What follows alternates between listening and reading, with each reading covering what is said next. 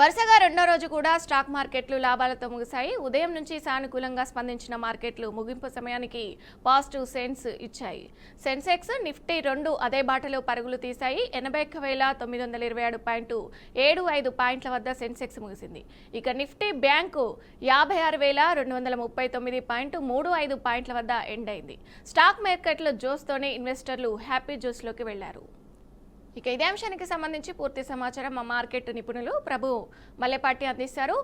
ప్రభు గారు చెప్పండి, అసలు మార్కెట్ ఈ రోజు ఎలా ఉంది? ప్రభు మాలంపాటి అండి, మల్లెంపాటి కాదు, మాలంపాటి. తర్వాత ఇప్పుడు సెన్సెక్స్ ఇవాళ Nifty expiry, so 8 days continuous గా డౌన్ అయింది. నెక్స్ట్ 3 days అంటే 3 days రాలి ఇవాళ 4th day అనుకోవచ్చు.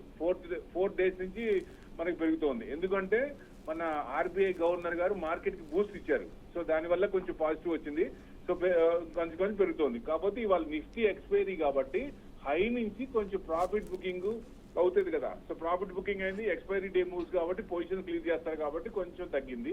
సో జనరల్ గా ఏరియా మీద 25,100 అబౌవ్ క్లోజ్ అయింది కాబట్టి స్టిల్ మార్కెట్ కొంచెం పాజిటివ్ అప్పర్ సైడే ఉంది కాబట్టి 25,150 ఎప్పుడైతే క్రాస్ అయిందో 150 to 200 రేంజ్ లో అది క్రాస్ అయితే ఫుల్ లెంత్ గా మాక్సిమం ఫుల్ బులిష్ జోన్ లోకి వచ్చినట్టు లెక్క. సో మెయిన్ అది కారణం. ఇవాళ కూడా నిన్న కూడా ఎఫ్ఐఐ సెల్లింగ్ 300 అంటే 313 crores, డిఐసిఎం 5,000 crores. అంటే ఎఫ్ఐఐస్ సెల్లింగ్ తగ్గిందంటే వాళ్ళు ప్రభావం సెల్లింగ్ తగ్గించుకున్నారు.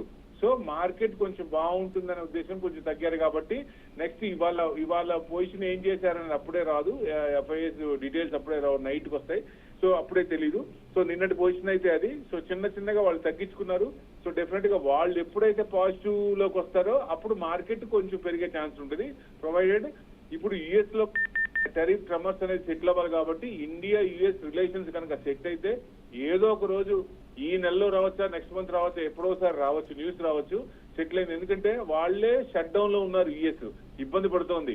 వాళ్ళు ఇబ్బంది పడుతూ ఇంకొకరిని ఇబ్బంది పెట్టే ఛాన్స్ ఉంటుంది కాబట్టి ఆయన స్టెప్ డౌన్ అవ్వాలి. ఎక్కడో చాట ఒక అడి వెనక్కి వేసుకొని ఇండియాతో రిలేషన్ చేసుకొని ఎఫ్టీ అగ్రిమెంట్ చేసుకొని మన టెరిఫ్ ట్రమర్స్ అనేది సెటిల్ చేస్తే అప్పుడు మార్కెట్ ఆ రోజు May 12th ఎలా పెరిగిందో 1000 points అంతకంటే పెరిగే ఛాన్సులు ఉంటాయి. ఎందుకంటే ఎఫ్ఐఎస్ పొజిషన్స్ 94% షార్ట్స్ లో ఉన్నాయి. సో వాళ్ళు ట్రిగర్ పాయింట్ కోసం చూస్తున్నారు కాబట్టి ఎప్పుడైతే ఈ న్యూస్ వస్తుందో ఆ న్యూస్ బట్టి పాజిటివ్ వస్తుంది కాబట్టి పెరిగే ఛాన్సులు ఉన్నాయి. సో ఎవరైనా సరే ఇన్వెస్ట్మెంట్ చేసి మంచి స్క్రిప్ట్స్ ఫండమెంటల్స్ ఉన్నాయి కిందకు వచ్చినప్పుడు కొని పెట్టుకుంటే మంచి ఛాన్స్, ఈక్విటీలో మంచి ఇంట్రెస్ట్ వర్కౌట్ అయ్యే ఛాన్స్ ఉంటుంది. ఎవరైనా చేయాల్సిన పని ఆప్షన్స్ ఇట్లాంటివి చేయకుండా ఇన్వెస్ట్మెంట్ యాంగిల్లో ఈక్విటీ ఇన్వెస్ట్మెంట్ చేస్తే లాంగ్ రన్ మనకి మన టార్గెట్ ప్రకారం మన టేస్ట్ ప్రకారం 30% 40% వస్తే ఎగ్జిట్ అవుతూ చేస్తే మంచిదని ఉద్దేశం. రైట్, థ్యాంక్ యూ ప్రభు గారు. Thank you very much.